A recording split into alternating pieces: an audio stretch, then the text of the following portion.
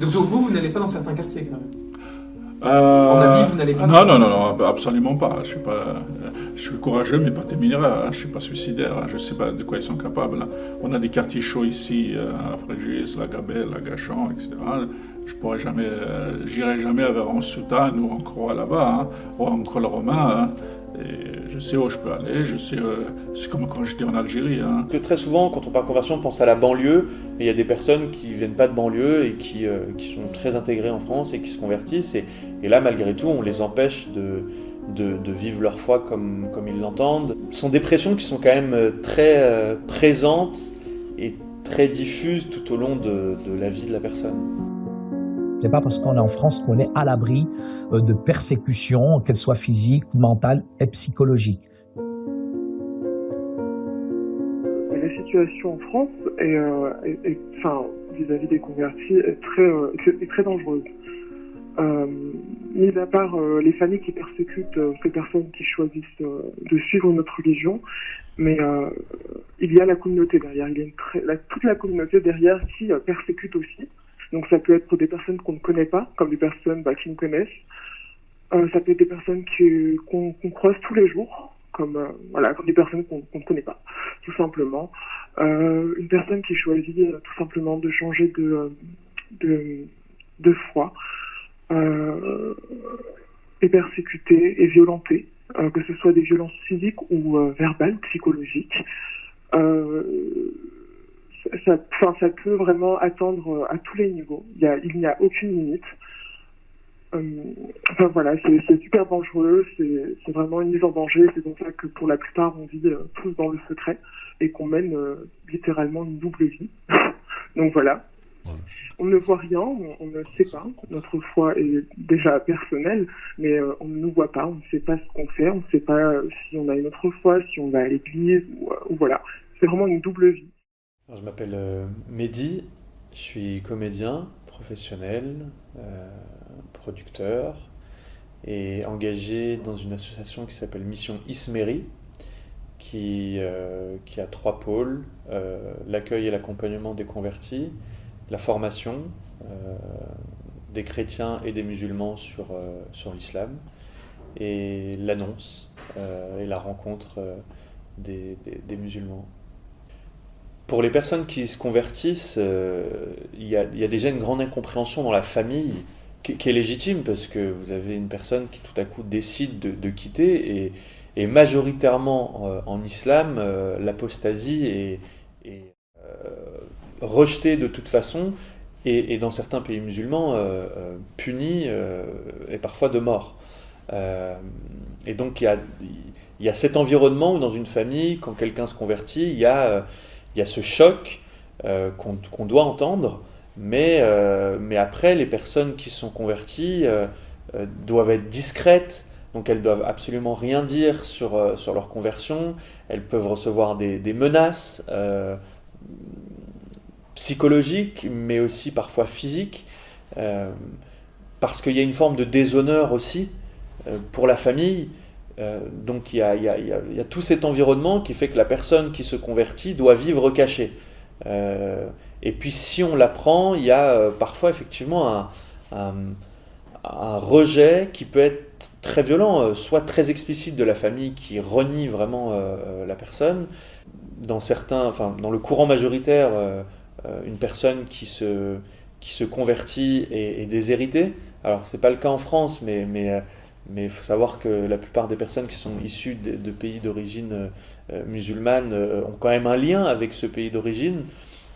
Donc il peut y avoir ces problématiques, mais il peut y avoir aussi les problématiques liées au mariage. Une femme musulmane ne peut pas se marier avec un non-musulman.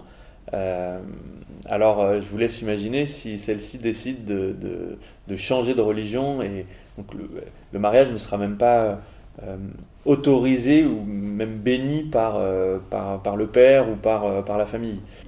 Quand je parle de mort sociale, il y a vraiment une pression de la famille, de l'environnement qui peut être très forte et qui empêche la personne juste d'être libre et d'être joyeuse et sans parler même de l'affirmer, juste de le vivre. On sent qu'il faut absolument être discret et en dire le moins possible. Moi, personnellement, ma famille n'est pas au courant et je pense que c'est mieux comme ça pour le moment. Moi, pour moi, je vis quand même caché. Tout est caché. Moi, par exemple, mes objets religieux sont chez des amis. Mais chez moi, je vis comme avant, avec mon ancienne foi. Mais dehors, j'essaye de vivre ma foi autrement. Mais oui, je fais semblant, quoi. Alors, je suis le père Paul Ili Cheknoun. Je suis prêtre du diocèse de Fréjus-Toulon. Moi-même, je suis un converti issu de l'islam. J'ai quitté l'islam, je suis devenu chrétien il y a 21 ans en Algérie. Quel pays j'ai dû fuir après des menaces. On a créé ici dans mon diocèse ce qu'on a appelé l'aumônerie des chrétiens issus de milieux musulmans. Donc il y a plusieurs profils, donc plusieurs milieux. Il y en a qui étaient des pratiquants, voilà, qui ont eu des révélations, comme moi j'ai parlé tout à l'heure de ma conversion. Il faut savoir que presque la moitié des convertis de l'islam, c'est des gens qui ont eu des révélations de Jésus, de Marie ou des anges, voilà. Ou bien ils ont été évangélisés, ou bien c'était fruit de recherche, d'aboutissement de recherche, de questionnement, etc. Le converti, c'est souvent des femmes parce que la situation de la femme, le statut de la femme dans l'islam, c'est catastrophique. Voilà. Donc, c'est elles qui se convertissent le plus. Et est-ce que c'est plus dur pour les filles que pour les garçons? C'est beaucoup plus dur pour les filles. Ah oui, tout à fait, oui. La fille, c'est un peu la transmission. La fille, parce que les filles, elle a un symbole de représentation de l'honneur de la famille. Moi, là, donc pour ma part, quand je me suis converti, effectivement, de ma famille, c'est comme, on m'a dit, plus tard, j'ai déshonoré la famille. Parce que mes parents, ils ont reçu des moqueries de la part des autres qui m'ont ramené en France, qui m'ont mal éduqué, que j'ai jeté l'opprobre sur la famille. Le déshonneur. Donc, je suis donc Saïd d'origine, bien sûr, d'Afrique du Nord, converti maintenant un peu plus de 30 ans. Donc, j'ai 30 ans de conversion.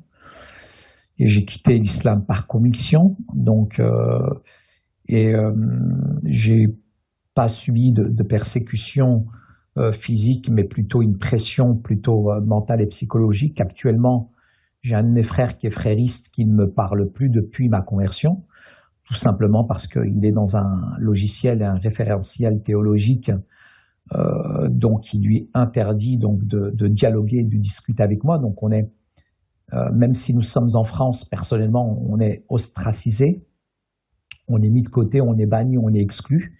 Donc moi, je suis consultant en prévention urbaine, donc je suis aussi médiateur socio-religieux.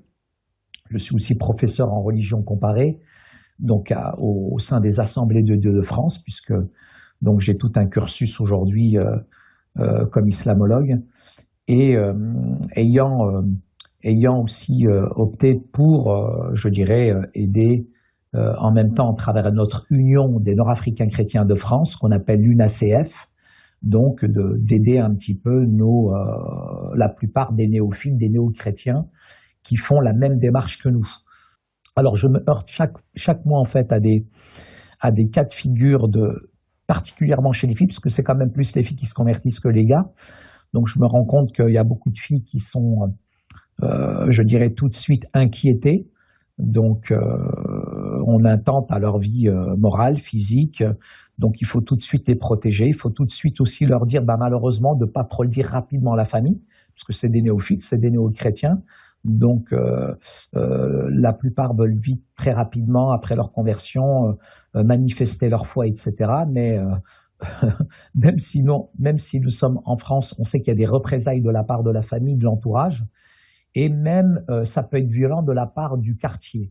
Et il faut savoir que la plupart de ces personnes qui se convertissent, donc elles habitent des quartiers, donc on va dire à majorité musulmane, des quartiers paupérisés, fragilisés.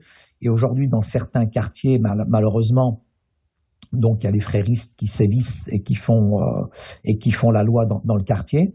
Donc on leur dit de pas trop témoigner, de pas le dire aux parents, à l'entourage, de peur qu'elles se fassent malmener. Donc je suis confronté à cela quasiment chaque mois. Malheureusement, j'ai eu des drames de la part d'un jeune, et là je peux le dire, au Mans, qui s'est converti. Et après sa conversion, donc il a subi, puisqu'il était salafiste, hein, donc il a subi une certaine pression de la part de ses collègues salafistes. Donc il a quitté la France. Après il est parti vivre. Il y a eu quelques concours de circonstances. Il est parti vivre, bien sûr, aux États-Unis. Et lorsque sa cousine s'est mariée, donc il est revenu dans le quartier. Donc les salafistes ont attendu qu'il sorte, je dirais, de la salle de mariage, puisqu'il s'est rendu dans le parking. Et là, ils l'ont attendu à coups de barre de fer et ils l'ont quasiment massacré, quoi, hein. Donc, il est mort suite de ces blessures-là à l'hôpital 2 jours après, hein. Donc, il est mort 2 jours après. Donc, ils ont voulu étouffer l'affaire. Donc, la famille, parce qu'il était chrétien. Donc, voilà. Donc, là, c'est important à préciser, puisque le jour où on se convertit, il y a une honte. La famille reçoit ça comme une honte. Et ils en ont tellement eu honte que la famille, même s'il est mort à l'hôpital à coups de barre par les salafistes, en fait non, ils ont pas dénoncé les salafistes, et parce que pour eux c'est une honte de renier l'islam, etc. Donc moi, ayant eu vent de cette affaire-là par le biais d'une de ses cousines, donc j'en ai fait part tout de suite aux autorités compétentes qui ont suivi cette affaire-là. Par contre, effectivement, donc j'ai eu une autre affaire où c'est une petite d'origine berbère qui s'est fait hameçonner, harponner donc par un islamiste dans un quartier, dans une banlieue parisienne française, et qui, elle, naïvement, n'a pas réalisé avec qui elle pactisait, avec qui elle se mariait. Et lui, sachant que sa famille était chrétienne, et suite, je dirais, à une dispute entre eux, donc il a massacré à coups de câble Ethernet. Donc il l'a quasiment massacrée. Donc elle est morte à 3h du matin, il l'a massacrée à 10h du matin, il l'a massacrée. Elle est morte à 3h du matin de ces blessures-là. Donc voilà un petit peu ce type d'affaires un petit peu crapuleuse que je suis. Donc, il n'y a pas toujours ce type de massacre, hein, parce que là, c'est quand même, on parle d'une sauvagerie, d'une barbarie, mais c'est souvent, on est plutôt dans un enfermement mental, on est ostracisé, mis de côté, exclu, il y a une pression qui est mentale, qui est psychologique, hein, et il est arrivé quand même que certaines filles, hein, ce que j'appelle nos sœurs aujourd'hui chrétiennes, se sont vues retirer leur passeport, par exemple, quand elles ont atterri dans leur pays d'origine. Ouais, il y a eu des personnes qui ont reçu des menaces par message sur les réseaux sociaux. Une jeune fille me disait dernièrement que sur un réseau social, il y avait même eu que sa tête était mise à prix. On a du mal à imaginer ça, donc c'est beaucoup de haine via les réseaux sociaux. Les gens venaient me parler en privé, donc c'était à base d'insultes, de menaces, c'est du harcèlement limite. Ça voulait limite me pirater, me retracer, connaître mon identité, parce que j'avais pas de photos de moi ni rien, hein. Ensuite, ça venait dans mes abonnés, ça partait parler à des amis à moi, convertis aussi notamment, et partait aussi les menacer, en fait. C'était vraiment pour nous faire peur, je pense. Puis de là sont venues aussi les grandes discussions Discord. Enfin, je sais pas si vous connaissez, c'est un réseau social où les gens peuvent parler entre eux en vocal, peuvent échanger même à l'écrit. Et c'était discuter en fait sur comment faire quand on voit un apostat, ou comment faire quand on voit quelqu'un sur de l'islam. Et ça mettait souvent de l'argent sur la table, quoi. C'était je suis prêt à poser 5 000 € pour avoir des informations sur ces gens-là, pour aller voir la famille. Ou c'était vraiment de la haine. Moi, si j'en attrape un dans la rue, je le décapite, ou enfin voilà, quoi. C'était eux, c'est des vendus, et ils ne défendent pas l'honneur de notre prophète, alors on doit les tuer. Et c'était tout le temps en base de ça sur les réseaux sociaux, que ce soit des tweets, des vocaux, des discussions au téléphone, enfin c'était vraiment que ça, du harcèlement, des menaces, des vidéos qui tournent, ça voulait attraper les adresses des personnes qui ont quitté l'islam, enfin c'est n'importe quoi. Moi je vois qu'en fin de compte ces gens-là, malgré qu'il y a quelques années en arrière, j'avais vite fait parler avec eux. En fait ils cherchent vraiment la provocation, voire l'affrontement. Pour le peu que j'ai vu récemment, je pense que c'est bon. J'en ai entendu déjà dans notre communauté des verts et des pas mûrs, où les gens se cherchent après l'autre et sont capables de même poser une certaine somme. Moi, j'annonce la couleur. Je suis prêt à poser 5 000 euros pour avoir des informations sur ces gens-là. Et à leur risque et péril. C'est-à-dire leur nom, leur prénom, leur adresse, et voir même leur adresse de leurs parents pour montrer à quel point ils vont trop loin. C'est-à-dire bien parler avec leurs parents, et après on découdra avec eux. Donc voilà, j'ai annoncé, et je reviendrai pas sur ma parole. 5 000 euros, je les partage. 5 000 dollars, les gars. Salam alaikum à tous. Et en fait, ce jeu en fait continue aujourd'hui dans le secret le plus total, et ça bouffe énormément de vie, clairement, parce que les gens après ont peur, s'éloignent du téléphone, s'éloignent de tout, s'éloignent dans leur vie, déménagent ou changent de travail, enfin voilà. C'est une grande pression, déjà d'avoir la pression en fait de mener une double vie, et surtout d'avoir cette pression de se dire que même si ma famille n'est pas au courant, des inconnus peuvent me tuer aujourd'hui. Donc voilà, c'est ce que je voulais dire. À cause de ça, c'est vraiment des conversions sont vraiment secrètes, souvent secrètes. On conseille surtout aux femmes de ne le dire à personne quand ils se convertissent. Il y a eu quelqu'un, on a eu un cas quand j'étais encore séminariste dans le département voisin des Alpes-Maritimes à Nice. Une collégienne qui est devenue chrétienne, qui voulait se faire baptiser. Et le curé, quand il lui a dit qu'elle voulait être préparée au baptême, il lui a dit il faut tout de suite le dire à tes parents. Alors que c'est la chose qu'il ne faut jamais faire. Il ne faut jamais le dire à qui que ce soit, parce qu'on ne sait jamais la réaction des parents. Les parents qui n'étaient pas pratiquants du tout, dès qu'il leur a dit ça, ils se sont remis à pratiquer, l'ont enfermé dans sa chambre, en lui disant tu ne sortiras pas de cette chambre jusqu'à ce que tu reviennes à l'islam. Il a tenu bon finalement. Parce que séquestration, c'est un crime en France, ils sont finis par la relâcher, la regagner l'école. Mais ça s'est su. Donc sa famille a répandu la nouvelle comme quoi leur fille est devenue chrétienne. Et dès qu'il a commencé à sortir, à aller à l'école, il s'est fait agresser et violer par 4 personnes, 4 hommes à la fois. Donc, En représailles pour cette oui, en représailles parce qu'il ne voulait pas revenir à l'islam. Il y a un an de ça, j'étais à la fac et j'avais un ami c'était un garçon avec qui je m'entendais très bien, il était musulman et il n'aimait pas vraiment quand je parlais de Jésus. Et un jour, il m'a donné un coup et c'était parti un peu en cacahuète, quoi. Donc voilà. Après, on va dire 99% de mes amis musulmans aujourd'hui ne sont plus mes amis. Et ils ont très mal pris. Mais c'est directement soit des moqueries, soit de la haine, ou sinon on dit que je trahis, ou que je suis une vendue.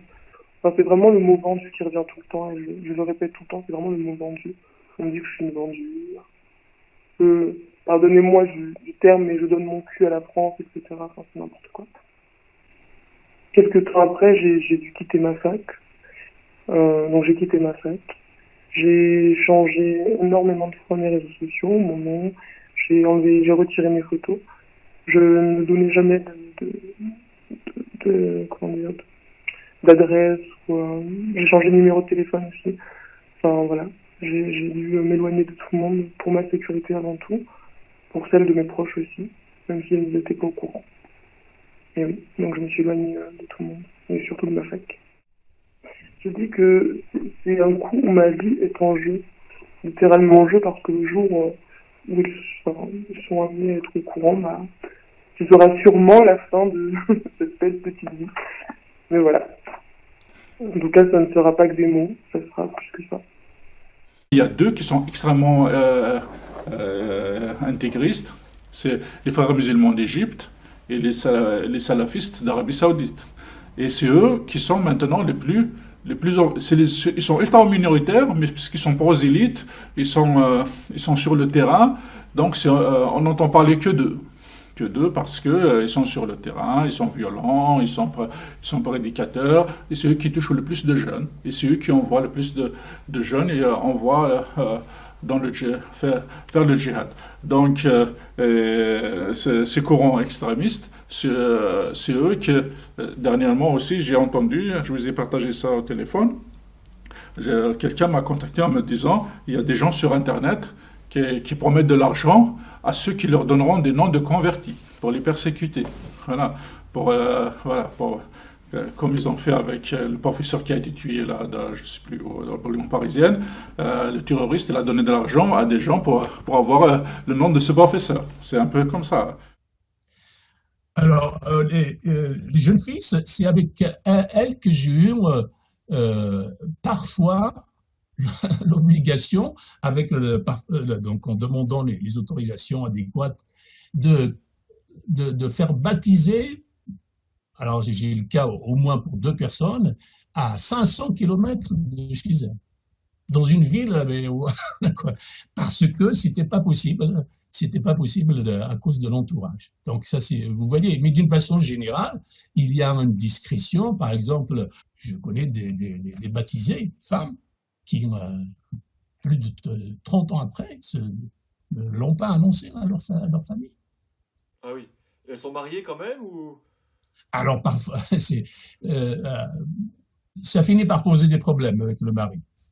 Mais quelques-unes le cachent, oui, même à leur mari. C'est assez rare, mais alors imaginez la situation d'une telle personne, parce qu'elle n'a pas la possibilité de suivre d'aller à l'église, d'aller à la messe, etc., de manière ni de participer à des réunions importantes. Enfin, vraiment, c'est anormal. C'est vraiment une situation anormale.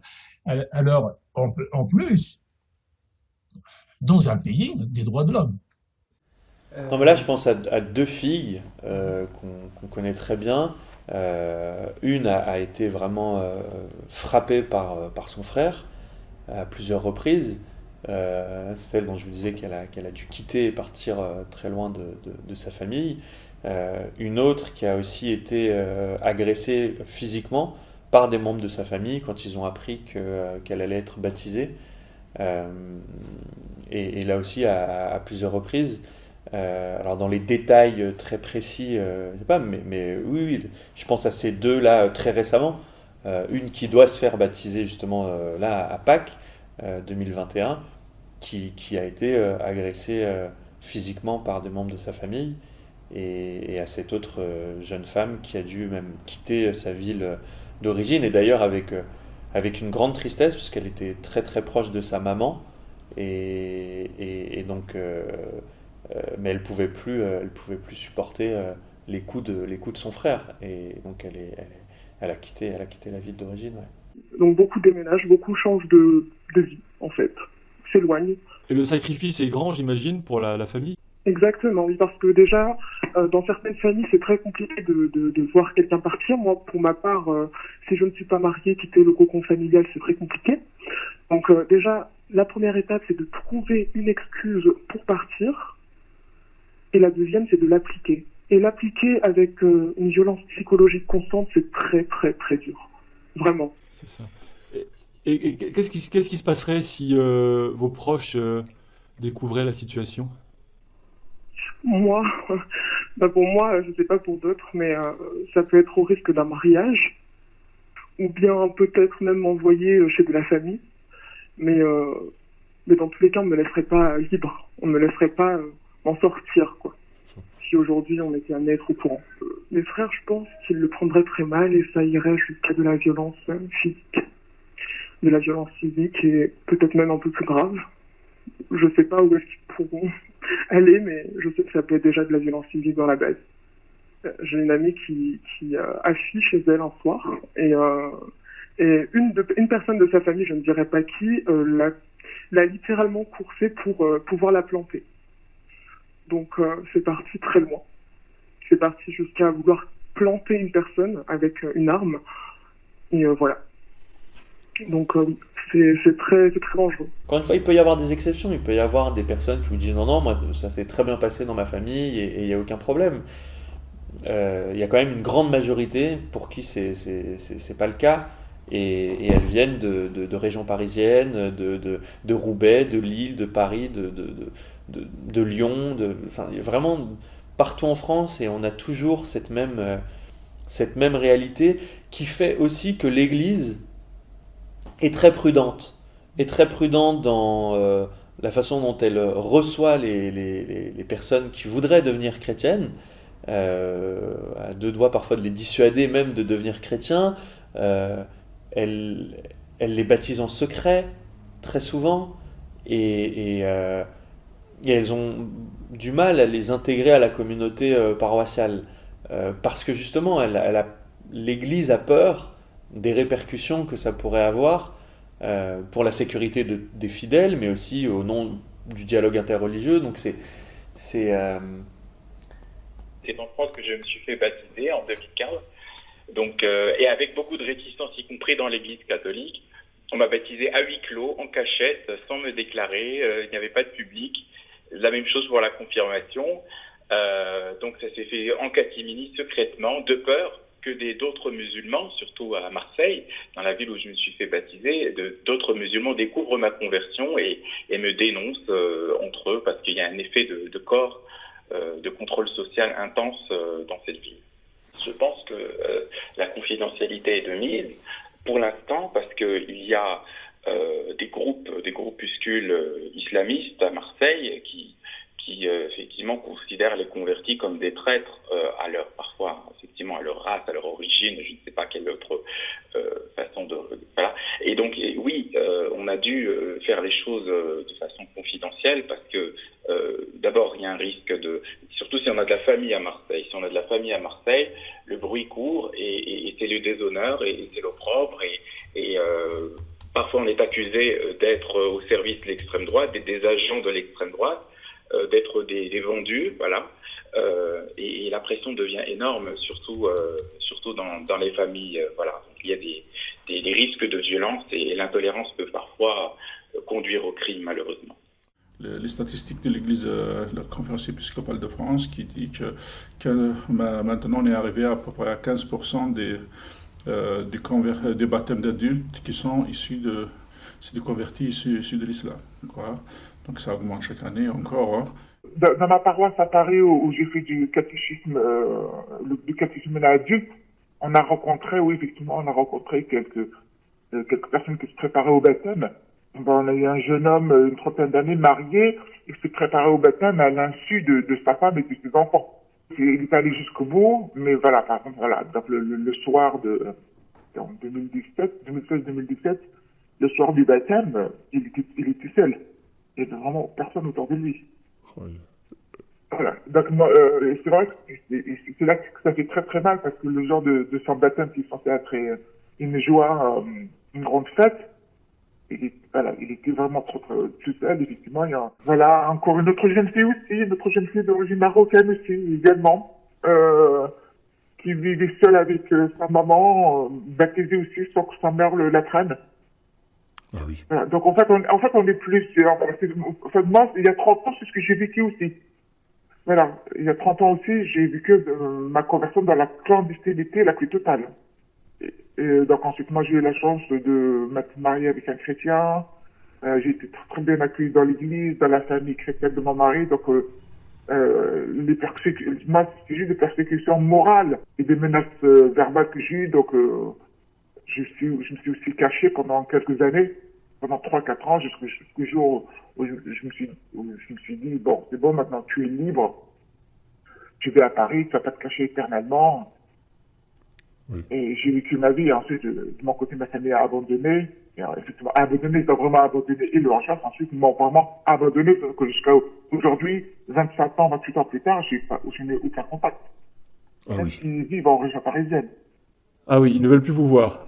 Ah non, du tout, du tout. Ni mes frères et sœurs, ni mes parents, ni mes cousins. C'est vraiment, comment dire, même c'est de l'eau qui a pollué le pont. Chez les musulmans, voilà, on ne quitte pas le cercle. Et ce qui fait qu'on est quand même esseulé, on est abandonné, on est isolé. Et j'ose le dire, il y a quand même malheureusement de la part de la communauté évangélique aucune sensibilité, parfois pas d'accueil. Donc de la part, donc on est dans la double peine en fait. Hein. Donc on quitte notre groupe appartenance et puis en même temps on trouve pas, je dirais, une communauté de croyants qui nous accueille et qui est sensible un petit peu je dirais, aux différentes exactions que nous traversons, mais aussi en même temps à toute la pression qu'on peut subir. Donc en tout cas, aujourd'hui, même si nous sommes en France, donc quand même il y a le texte coranique, les hadiths s'érigent au-dessus des lois de la République. Donc de la part de la famille, même si nous sommes en France, c'est quand même ce qui régit, et je l'ai bien décrit tout à l'heure, ce qui régit, je dirais, la vie privée ou non de la communauté musulmane, c'est quand même le texte coranique et les hadiths plus ce qu'on appelle la sunna du prophète. Hein, donc c'est ce qui fait son ensemble. Pour être franc avec vous, j'étais plus choqué en France qu'en Algérie. Parce qu'en Algérie, je savais où c'est, mais même avec les extrémistes, bon, c'est pas vraiment extrémiste, mais avec les musulmans, surtout quand j'étais à l'université, ça m'arrivait d'échanger avec certains, on débattait la question de la foi. Mais ici en France, je sais qu'ils sont plus extrémistes que les extrémistes en Algérie, et la plupart ici, ils sont vraiment... ils essaient d'affirmer ce qu'ils sont, en Algérie non. La plupart des jeunes, ils s'en fichent, si on croit pas. Moi, je suis né dans une famille musulmane, j'ai grandi avec jusqu'à l'âge de 14 ans, et où j'ai rencontré le Christ avec les évangéliques. Donc après j'ai officialisé ma rentrée dans l'église évangélique en suivant le rituel habituel de cette église à l'âge de 15 ans. C'était en 2004. Et suite à cela, j'avais pas mal de problèmes avec la famille qui, au début, ils ont insisté à faire le credo musulman, donc ce qu'on appelle le shahada, pour revenir dans l'islam. Ils m'ont poussé à quitter le christianisme. Bien sûr, au début, pour eux, c'était simple parce que j'étais très jeune, donc avec des menaces, avec pas mal de problèmes. Mais comme j'ai persisté dans mon chemin, etc., j'ai résisté. Et un jour, j'étais au collège, bien sûr, un jour, ils ont trouvé une Bible dans mes livres scolaires. Donc, qu'est-ce qu'ils ont fait, mon père avec mon frère? Ils ont brûlé toutes mes affaires, même mes habits. Donc le jour où je me réveille pour partir à l'école, j'ai trouvé toutes mes affaires sont brûlées. Je suis sorti de la maison, c'était mon dernier jour avec ma famille. Le dimanche matin, pour partir à la messe, je passais avec mon oncle dans les mains pour ne pas la froisser, pour servir la messe, et parfois je me fais insulter par des gens, et des crachats, c'est vraiment devenu habituel. Par exemple, je ne peux pas porter la croix en tant que, avec mon visage algérien. Pas porter la croix librement dans certains lieux où quand je pars à Paris par exemple, le soir, la nuit quand je me balade, je suis obligé d'être discret. Là, c'était un jour, c'était en sortant de l'église, et il y avait un groupe de jeunes qui étaient à côté, donc traités directement de pédophiles, etc., quand ils ont fait sortir de l'église. Après, j'ai dit, monsieur, respectez-vous, et l'autre, il est venu directement, il a dit, qu'est-ce que tu cherches? J'ai même pas le temps de le regarder, il m'a donné un coup, moi j'avais des lunettes, il m'a cassé mes lunettes, et après il a vu, il y avait d'autres policiers à côté, heureusement il y avait la police municipale à côté, ils ont pas réagi directement, j'étais étonné aussi, mais quand même ils sont venus après, le mec il a pris la fuite. Un chrétien de naissance, il ne risque pas grand chose par rapport à un chrétien venu de l'islam, parce qu'un chrétien venu de l'islam, il est considéré même en France comme un traître. Nous, en communauté, on a un habit religieux, on a une soutane qu'on met pour la mission. Quand on fait de l'évangélisation, parce qu'il y a une communauté missionnaire surtout, et quand on va avec cette soutane, avec ma grosse croix, et avec mon visage maghrébin, et souvent, surtout quand ils sont en groupe, ils me stigmatisent de loin, ils m'insultent en me disant, tu sais que c'est quoi la punition de l'apostasie dans l'islam. Ils me disent, bah voilà, en disant normalement on doit te tuer, quoi. Mais voilà, tu as de la chance, tu es dans un pays chrétien, ma forme physique, le fait que je sois grand et fort, m'a souvent évité des bagarres, des agressions physiques, parce que voilà, je fais presque 1m90, je fais presque 110 kilos, donc les gens réfléchissaient 2 fois avant de se mesurer à moi. Donc ça m'a évité beaucoup d'agressions, voilà. Mais je sais qu'il y a beaucoup de convertis qui ont été agressés physiquement, pris à partie. À cause de ça, moi ça a surtout été des injures verbales, quoi. Mais malheureusement, à 99,9%, la plupart des personnes de sexe masculin qui font le même cheminement que moi, ça reste très difficile au niveau familial. Il y a une pression familiale, il y a une pression du quartier aussi. Parfois, il faut déménager du quartier. Je vous donne un exemple. Par exemple, sur Lyon, j'ai un ami qui s'est converti avec son épouse et les gamins de la cité allaient jusqu'à fouiller dans le frigo quand les parents n'étaient pas là. Et les gamins ont tellement subi de pression à l'école qu'ils ont dû déménager et ils n'ont pas trouvé de choix que de mettre leurs enfants aussi dans une école privée catholique. Voilà, faut pas rêver.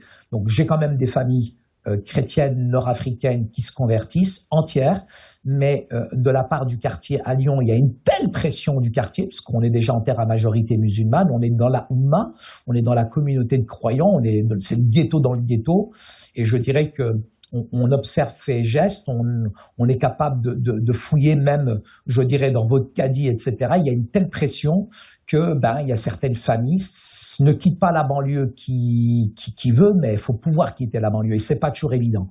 Dans certains quartiers très islamisés où on vit à la musulmane, où il n'y a que des boucheries halal et que des mosquées et des associations cultuelles, donc on a d'autres choix que de quitter le quartier parce qu'on est reconnu comme le chrétien, le converti, voilà, à la limite, ça peut, dans certains quartiers, je pense que le déménagement s'impose. Et là, on se heurte c'est-à-dire à une espèce de violence de classe, parce que c'est pas tellement facile de changer de quartier, d'autant plus que dans les quartiers les plus sûrs sont aussi les plus bourgeois.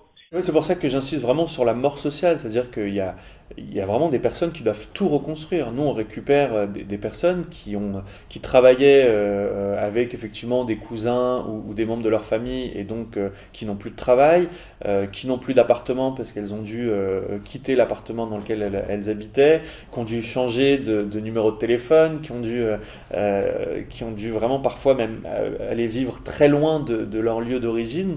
C'est vraiment, tout est à reconstruire quand on quitte. Et non seulement il faut reconstruire, mais ensuite la difficulté elle est après de reconstruire des liens avec la famille, avec l'environnement. Et là aussi c'est très compliqué parce qu'il y a la famille aussi qui elle peut-être accepter à un moment donné la conversion, mais c'est tout l'environnement autour et la question du déshonneur, et la question de la pression de la famille élargie et de la communauté qui est compliquée. Je pense qu'il y a certaines familles, on va dire nucléaires, les parents, les frères et sœurs qui aimeraient accepter la conversion, mais c'est plus la pression globale qui est difficile à gérer. Oui, justement, la plupart du temps, ça se passe comme ça. D'ailleurs, même en Algérie, ça se passe comme ça. Pour que la personne puisse vivre sa nouvelle foi, en dehors des pressions familiales, en dehors des pressions de la société, et il quitte son lieu de vie habituel pour avoir la paix, là où il n'est pas connu. Mais c'est souvent justement parce qu'il y a ces pressions, entre guillemets, ces menaces. Réellement, c'est des menaces verbales, physiques, agressions physiques, verbales, etc. Donc, souvent, ils changent de lieu, ils déménagent, voilà, ils changent de quartier, et ils vivent, entre guillemets, à l'européenne. Donc, avec un déchirement d'être coupé de leur famille, de leur société, qui fait partie prenante de ce qu'il est. Voilà. Parce que quelqu'un qui était dans l'islam, quelqu'un qui, j'ai dit tout à l'heure, on a un attachement beaucoup plus grand que les Européens par rapport à nos familles, à nos origines, à notre société. Donc quand on les rejette comme ça, c'est une partie de nous-mêmes qui meurt avec ça. Voilà. On perd tout. On perd l'amour familial, on perd la relation des frères et sœurs, des cousins, en fait, en partant, nous prenons juste une chose avec nous, c'est notre nom de famille. Si elles sont bien entourées, elles sont exfiltrées, elles sont emmenées dans une autre région, dans une autre ville, dans un autre quartier, mais c'est quelque chose qui existe malheureusement et qui fait que beaucoup, dernièrement encore, j'ai dû abandonner avec une jeune fille parce que ses parents, elle me disait que elle recevait des menaces, que c'était pas concevable de continuer dans la situation actuelle. Donc j'ai abandonné. En fait, moi je me suis converti quand j'avais 18 ans, on m'a offert les évangiles. Et alors mon père et ma mère à l'époque, ils m'ont laissé faire ce que je voulais, mais mon frère en fait, mon frère est devenu extrêmement violent contre moi. Et mes tantes et mes oncles aussi se sont énervés. Bon, eux, ils voulaient plus me parler. Mais c'est surtout mon frère qui s'en est pris à moi.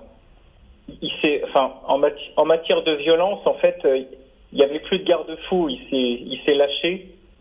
Enfin, il a essayé de forcer la porte plusieurs fois. Donc, j'ai déménagé. J'ai quelques amis qui, eux, ont subi des choses plus graves que ça. Oui, en fait, ce qu'il y a, c'est que quand on sort de la religion musulmane, ensuite, on est identifié comme un halki, comme un traître par tout le monde. Hein. On est l'ennemi. Et quand on se balade dans le quartier, ben voilà, on nous regarde avec mépris au minimum. Combien de fois j'ai eu des collègues qui, une fois qu'ils ont réalisé que j'étais converti, j'ai subi un certain harcèlement au travail.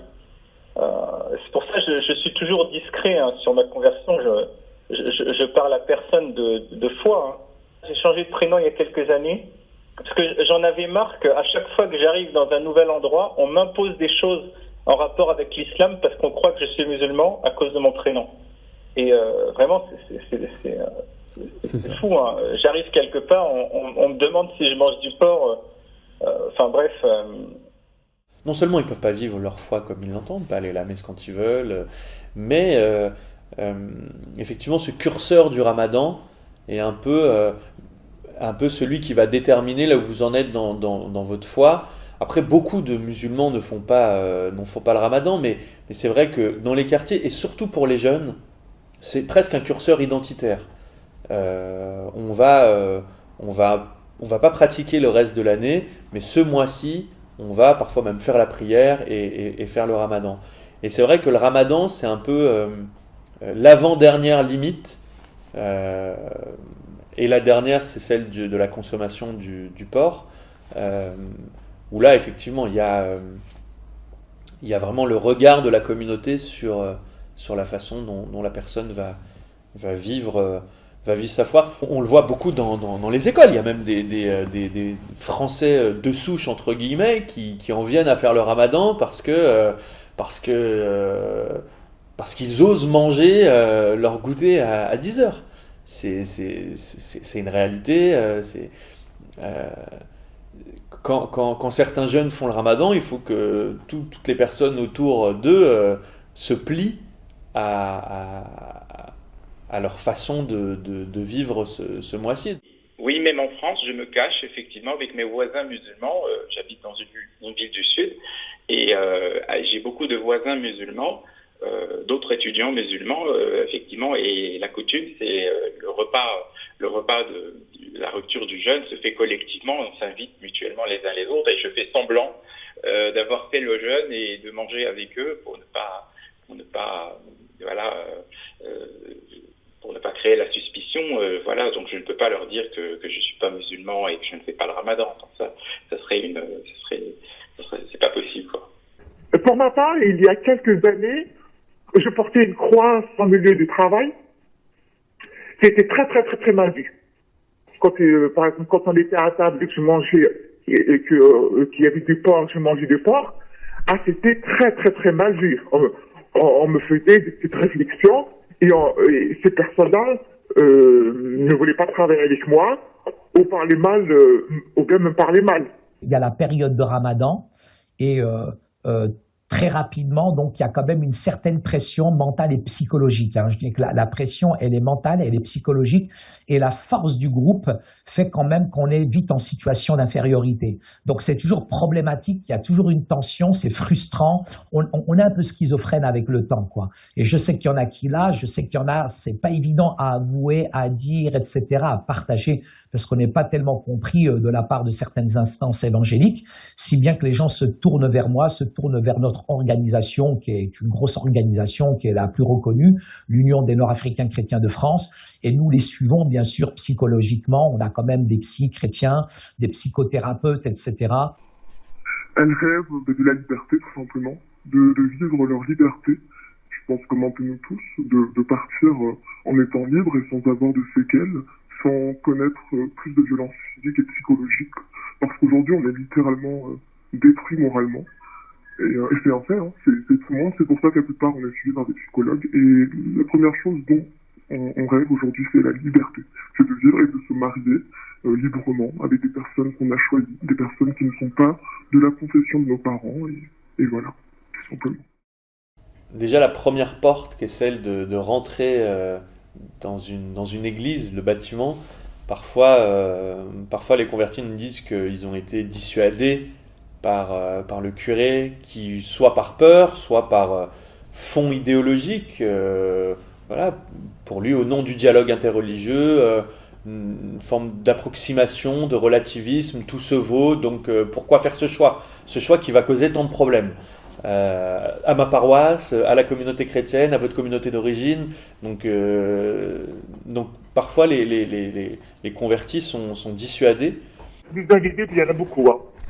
Il y en a vraiment beaucoup, il y en a beaucoup qui hésitent, il y en a beaucoup qui ne franchissent pas le seuil de rentrer dans une église ou d'aller chercher des renseignements ou de l'aide. Pendant 5-10 minutes, voilà, je parlais comment j'ai choisi Jésus, comment je suis devenu chrétien, mon désir d'évangéliser tous les musulmans, voilà.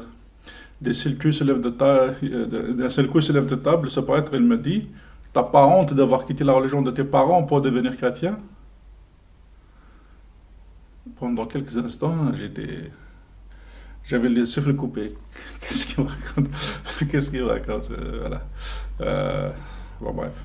À cause de lui, j'ai haï l'Église catholique pendant 6 ans, jusqu'à ma conversion. De la part de certains pasteurs et de certaines évangéliques qui ont une sensibilité, je dirais, à cette culture nord-africaine, ils sont dans l'apathie, ils comprennent, mais ça reste très rare. Mais la plupart des instances évangéliques, très honnêtement, sont vraiment à des années-lumière de savoir ce que l'on vit et ce que l'on subit, très honnêtement. Il y a un décalage. Ils sont pas du tout sensibles à ce que nous traversons, à ce que nous subissons en fait. Pour eux, c'est normal en Afrique du Nord, c'est normal en Arabie Saoudite, mais ils sont à des années-lumière de savoir à quel point nous sommes persécutés, même en France. Et d'ailleurs, ça se ressent parce que quand une jeune fille se convertit et qu'elle subit de la pression de la part des parents, les églises évangéliques me téléphonent pour me dire: est-ce que vous pouvez la loger? Mais je leur dis: mais écoutez, elle s'est convertie où dans votre église? Pourquoi vous la logez pas? Pourquoi vous la protégez pas en fait? En fait, c'est quand même assez ahurissant quand même. Il y a ce décalage, c'est quand même incongru quoi quand même. Hein. Tous les 2 mois, je dois en catastrophe loger une jeune fille ex-musulmane, et aujourd'hui je me dépatouille. Ceux qui m'aident, ce sont mes amis catholiques. Mais les évangéliques brillent par leur absence. Je suis pas méprisant, hein, donc attention, je suis pas là dans le but de nuire, hein, donc je suis pas critique, mais c'est mon constat. Et celui qui est pas content, il vient me voir, parce que c'est moi qui reçois les coups de fil et c'est moi qui fais les analyses. Les mariages forcés existent encore dans certaines banlieues, que les parents marient encore leurs filles, oui. C'est ça. Alors, oui. Alors ça, par contre, je suis vraiment choqué en me disant ce que moi j'ai vécu il y a 30 ans existe encore aujourd'hui.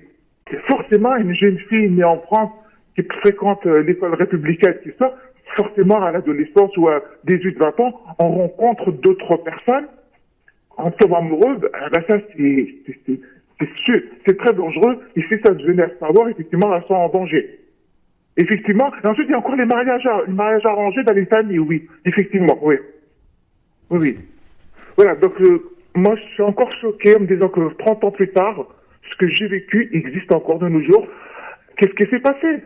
Pourquoi on a laissé faire? Parce que la société française n'a rien fait ou n'a pas voulu voir.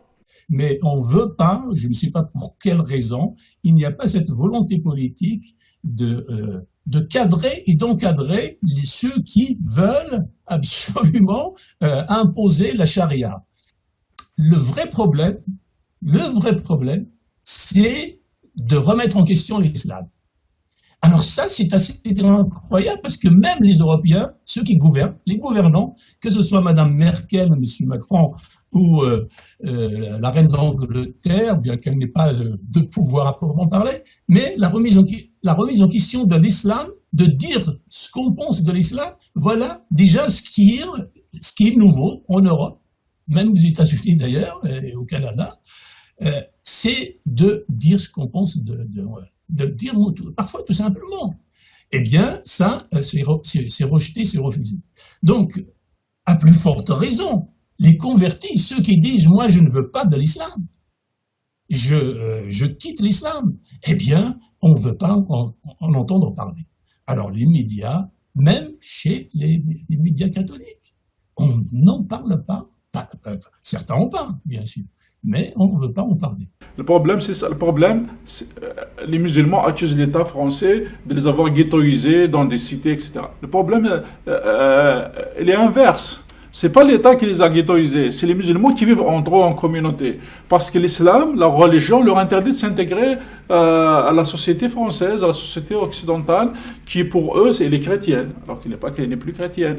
Voilà. Mais pour eux, c'est aux autres de s'intégrer à eux. C'est pas aux musulmans de s'intégrer. Voilà. Donc, du coup, ils vivent en communauté, c'est communautarisme, c'est la société musulmane qui est comme ça, c'est une vie de société, et leur rêve, leur but, c'est que tout le monde les rejoigne. Puisque j'ai rencontré les plus grosses instances religieuses, par exemple, j'étais à El Azhar, la grande faculté islamique donc d'El Azhar en Égypte, où j'ai soulevé cette question des convertis, et ils m'ont dit effectivement, il n'y a pas de contrainte en religion, la ikra fid-din, mais en même temps, Dieu éloigne qui il veut. Donc ça veut dire que nous sommes en tout cas déségarés. Donc théologiquement, pour les fréristes, pour la communauté de croyants musulmanes. Donc j'ai rencontré aussi Hassoun en Syrie, qui est le conseiller principal de Bachar el-Assad, et sur la question des libertés religieuses, très honnêtement, ils ont surtout un discours interne et externe. Le discours, il est rodé, même en France, où on dira non, c'est extraordinaire, c'est magnifique, vous avez fait un cheminement spirituel qui est extraordinaire, mais quand la communauté de croyants musulmanes se retrouve entre elles, très honnêtement, là, on peut subir des insultes et tous les noms d'oiseaux. Ce serait un vœu pieux de demander aux musulmans de France de signer peut-être un texte commun avec différents points, et notamment ce point-là d'accepter et d'accueillir les personnes qui choisissent de quitter l'islam. J'aimerais juste dire qu'aujourd'hui nous sommes persécutés et les gens nous condamnent d'un crime, alors que ce seul crime-là, c'est de connaître l'amour de Dieu, et je trouve ça incroyable en fait, simplement. C'est qu'on veut nous tuer parce qu'on a connu l'amour de Dieu, et j'aimerais vraiment en fait dire aux gens que ça n'est pas un crime mais un choix, une liberté, et c'est ça qui continuera parce qu'on ne s'arrêtera jamais et on ne fermera jamais les yeux. Donc voilà.